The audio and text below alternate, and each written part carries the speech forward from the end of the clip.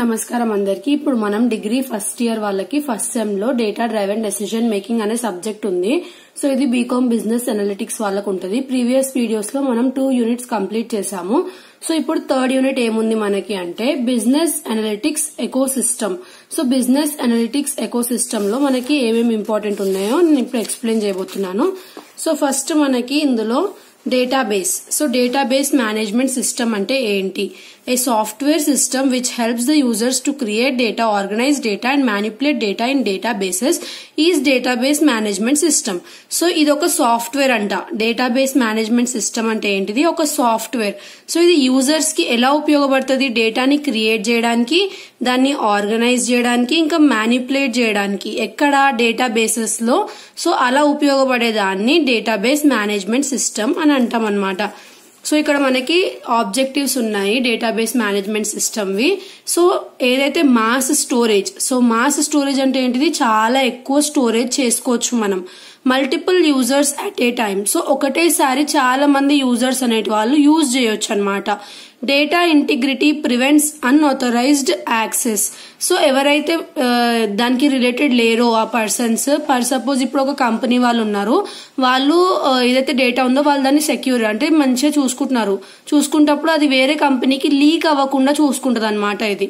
Next data recovery. ఒకవేళ data ఏదైనా loss అవుతే దాన్ని రికవర్ చేసే ఛాన్సెస్ కూడా ఉంటాయంట ఇందులో. సో ఇవి దీని ఆబ్జెక్టివ్స్. సో నెక్స్ట్ ఏముంది మనకి? Relational database management system. So ఇప్పుడు డేటాబేస్ మేనేజ్మెంట్ సిస్టమ్ అంటే ఏందో చూసాం కదా. So relational database management system అంటే ఏంటి? So relational database management system is a database management system that is based on relational model of data. Database management system provides information about the data in the form of tables, but relational database management system shows the relationship between different entities or variables in the database. So ఇప్పుడు మనకి ఏదైతే database management system చూసామో అది మనకి information ఎలా provide చేస్తుంది? Tables form లో provide చేస్తుంది. So ఇప్పుడు ఈ రిలేషనల్ డేటాబేస్ మేనేజ్మెంట్ సిస్టమ్ అనేది ఏం చేస్తుంది అంట? ఏదైతే ఇన్ఫర్మేషన్ ఉందో దాన్ని రిలేషన్షిప్ బిట్వీన్ ఏంటిది? 2 డిఫరెంట్ ఎంటిటీస్ మధ్యలో అనేది ఇది మనకి ఎక్స్ప్లెయిన్ చేస్తుంది అనమాట relational database. So 2 main principles ఏంటివి దీనివి అంటే entity integrity, next referential integrity. So entity integrity అంటే ఏంటిదంటే the organisation of data is done in such a way that they have a unique value called primary key. Next referential integrity అంటే a constant specified between 2 relations and relationship between must always be consistent. Primary key అంటే ఏంటిదంటే ఇది ఒక column అన్నమాట.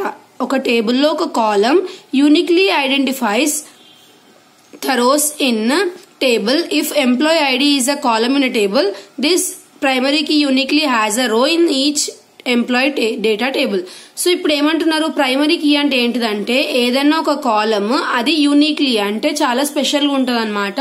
అది ఎప్పుడైతే ఆ data మళ్ళీ యూజ్ అవుతుందో ఎవ్రీ టైం అది యూజ్ అవుతా ఉంటది అనమాట కంటిన్యూస్ గా. ఫర్ సపోజ్ ఇప్పుడు ఎంప్లాయీ ఐడి తీసుకున్నాం అనుకోండి. ఇప్పుడు ఒక డేటాలో ఎంప్లాయీ ఐడి కంపల్సరీగా ఉంటది. మళ్ళీ నెక్స్ట్ వాళ్ళు ఏదైనా వర్క్ చేసేటప్పుడు మళ్ళీ ఆ డేటా తీసుకున్నప్పుడు అక్కడ కూడా మళ్ళీ ఎంప్లాయీ ఐడి ఉంటది, దాని పక్కన వేరే డేటా ఉండొచ్చు. సో అది primary key. Next foreign key అంటే ఏంటిది? the columns that point to primary key columns of another table. For example, the time in and time out of an employee in the employee data table will also be a column in a particular employee data. So primary key అంటే employee ID ఎలానో, foreign key అంటే ఏంటిదంట మనకి ఏదైతే ఎంప్లాయీది మిగతా data ఉందో అది. ఫర్ సపోజ్ ఇప్పుడు ఎంప్లాయీ ఎప్పుడు ఎంటర్ అయ్యిండో ఆఫీస్ లోకి, ఎప్పుడు బయటికి వెళ్ళిపోతున్నాడు, సో అలా మొత్తం ఇన్ఫర్మేషన్ ఉంటది కదా. సో అదంతా మనకి ఫారెన్ కీలో ఉంటదంట. ఇది కాలమ్స్ రూపంలో ఉంటది, డిఫరెంట్ టైప్స్ ఆఫ్ కాలమ్స్. అదే ప్రైమరీ కీ ఏమో సింగిల్ కాలం ఉంటది, యూనిక్లీగా ఉంటది. సో ఇందులో మనకి నెక్స్ట్ ఏముంది? Next side heading normalisation. ఇది చాలా చాలా ఇంపార్టెంట్. సో నార్మలైజేషన్ అంటే ఏంటిదంటే ఇది ఒక టెక్నిక్. ఎందులో యూజ్ అవుతుంది? డేటాబేస్ మేనేజ్మెంట్ లో యూజ్ అవుతుంది. ఎందుకు? డేటాని ఆర్గనైజ్ గా చేయడానికి. ఆర్గనైజ్ చేయడం అంటే ఏంటిది? ఇప్పుడు ఫర్ సపోజ్ ఒక అడ్మిషన్స్ జరుగుతున్నాయి ఏదైనా కాలేజ్ లో. సో ఇప్పుడు డిఫరెంట్ టైప్స్ ఆఫ్ స్టూడెంట్స్ అనే వాళ్ళు అక్కడ వెళ్ళి అడ్మిషన్ తీసుకుంటారు. సో ఇప్పుడు ఆ డేటా అనేది ఆర్గనైజ్ గా పెట్టాలి కదా. ఒక ఎవరైతే స్టూడెంట్ ఉన్నారో వాళ్ళ ఫాదర్ నేమ్ దగ్గర వేరే ఫాదర్ నేమ్ వచ్చి రాయలేం కదా. సో ఏ స్టూడెంట్ దగ్గర ఆయన ఇన్ఫర్మేషన్ ఉండడాన్ని అంటే దాన్ని ప్రాపర్ గా ఆర్గనైజ్ చేసి పెట్టుకోవడానికి మనకి యూజ్ అవుతుంది అనమాట. సో ఇప్పుడు మనకి ఏముంది ఇక్కడ, ఏదైతే డూప్లికేట్ డేటా ఉందో అది రిమూవ్ చేస్తుందంట. ఇంకా convert the large tables into smaller, అంటే ఏవైతే ఎక్కువ టేబుల్స్ గా కన్వర్ట్ ఉందో దాన్ని షార్ట్ గా కన్వర్ట్ చేస్తుందంట, ఈజీగా అండర్స్టాండ్ చేసుకోవడానికి. ఇంకా మనకి ఇక్కడ నార్మలైజేషన్స్ వి కొన్ని టైప్స్ ఉన్నాయన్నమాట. సో ఫస్ట్ నార్మల్ ఫామ్ అంటే 1NF అని షార్ట్ ఫామ్ లో అనొచ్చు. ఫస్ట్ నార్మల్ ఫామ్ లో మనకి ఏమి ఇంక్లూడ్ అయి ఉంటాయి, అటామిక్ వాల్యూస్ అనేటివి ఇంక్లూడ్ అయి ఉంటాయి. కంపల్సరీగా అటామిక్ వాల్యూస్ అనేటివి ఉండాలి. ఫర్ సపోజ్ ఎలా అని మనకి ఇక్కడ ఎగ్జాంపుల్ ఇస్తున్నారు, the phone number of students are as data, then if students enter 2 phone numbers then it is not atomic value.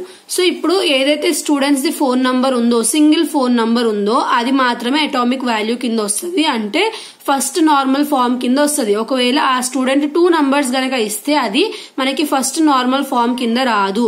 Single phone number ఉంటేనే అది మనకి ఫస్ట్ ఏదైతే నార్మల్ ఫామ్ ఉందో అందులో వస్తుంది. అందుకే ఇక్కడ మనకి ఓన్లీ 1 అని క్లియర్ గా మెన్షన్ చేసినారు.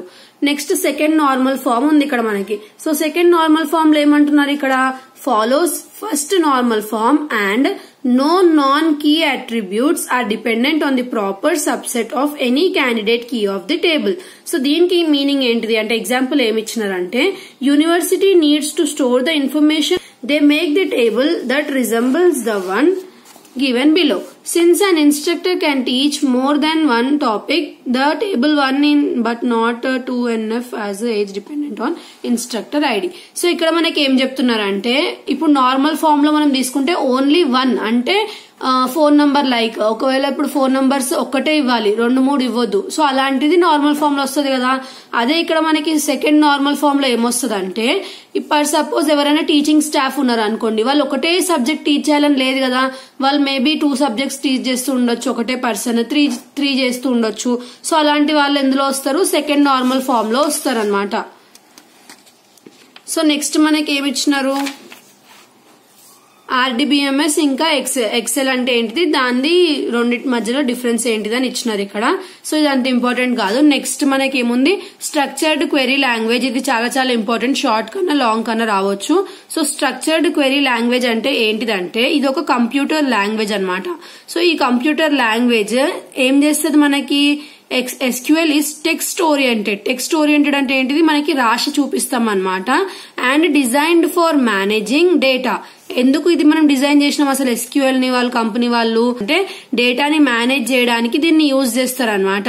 Next, SQL was authorised as a national standard by American National Standard Institute. So American National Standard Institute వాళ్ళు దీన్ని ఒక నేషనల్ స్టాండర్డ్ గా కన్సిడర్ చేసినారంట. నెక్స్ట్ ఎప్పుడు, 1992లో. It is the standard language for relational database management system. So RDBMS కి మనకి ఇదేంటిది, ఒక స్టాండర్డ్ లాంగ్వేజ్ అంట. నెక్స్ట్ ఇక్కడ కొన్ని ఎగ్జాంపుల్స్ ఇచ్చినారు, SQL are Microsoft access, MySQL, Oracle, SQL server and IBM DB2 అని చెప్పి. Next, even though many database systems make use of SQL, they also have their unique extensions. So SQL కి unique extensions కూడా ఉన్నాయంట. ఎలాంటివి ఉన్నాయి మనకి ఇక్కడ, create, select, insert, update, delete, drop. So ఇలాంటి కమాండ్స్ అన్ని మనం SQL లో ఇవ్వచ్చు అంట. So SQL commands can be slice into 4 categories. Data definition language, next which is used to define the data structures. Next, data manipulation language which is used to access and modify the data. Data control language and transaction control language. So ఇది మనకి SQL గురించి వాళ్ళు ఇచ్చినారు. Next మనం DDL అంటే ఏంటిదో చూద్దాం next వీడియోలో. Thanks for watching.